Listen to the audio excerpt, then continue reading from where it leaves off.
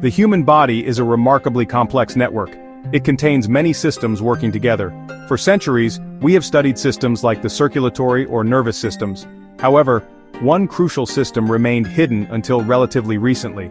This system is the endocannabinoid system, or ECS. Its discovery has opened new doors. It helps us understand health and disease in profound ways. The journey to uncover the ECS began unexpectedly. Scientists were researching the cannabis plant. They wanted to understand how its compounds affected the body. Specifically, they studied tetrahydrocannabinol, or THC. In the 1960s, Professor Raphael Mechoulam and his team first isolated and synthesized THC. This was a landmark achievement in cannabinoid research. Their work laid the foundation for understanding cannabis. Scientists wondered why THC had such specific effects. They hypothesized that the body must have receptors for it. This led to the identification of cannabinoid receptors in the late 1980s. The discovery of the ECS was a revelation. It showed that our bodies have an internal signaling system. The endocannabinoid system has several key components. These components work together like a sophisticated communication network. Think of them as locks and keys. The receptors are the locks. The endocannabinoids are the keys that fit these locks. When a key fits a lock, it triggers a response. This response helps to keep a particular bodily function in balance. There are also enzymes. These enzymes build and break down the endocannabinoids. This intricate system ensures precise control. Our bodies produce endocannabinoids as needed. They are not stored for later use. Two primary endocannabinoids have been extensively studied. The first is anandamide, named after the Sanskrit word for bliss. It was discovered in 1992. Anandamide plays roles in mood, memory, and appetite. The second major endocannabinoid is 2-arachidonyl glycerol, or 2-AG. It is found in higher concentrations in the brain than anandamide. 2-AG is involved in pain perception, inflammation, and immune function. The cannabinoid receptors are found on cell surfaces. There are two main types, CB1 and CB2 receptors. CB1 receptors are predominantly located in the brain and central nervous system. The cannabis plant is remarkably complex. It produces hundreds of different chemical compounds. The most well-known are cannabinoids like THC and cannabidiol, CBD. However, cannabis also contains many other substances. These include terpenes, which are aromatic compounds. Flavonoids, which provide color and have antioxidant properties, are also present. For a long time, research focused on isolated cannabinoids. THC was studied for its psychoactive effects.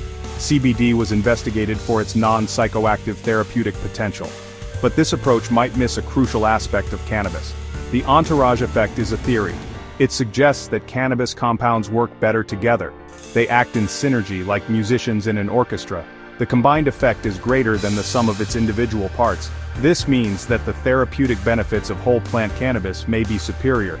They might be more effective than using isolated compounds alone. The various molecules in cannabis can interact with each other. They can also interact with our endocannabinoid system in complex ways.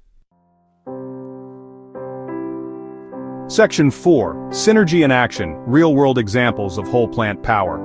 The entourage effect is not just a theoretical concept. There is growing evidence suggesting it is a real phenomenon. Its manifestations can be varied.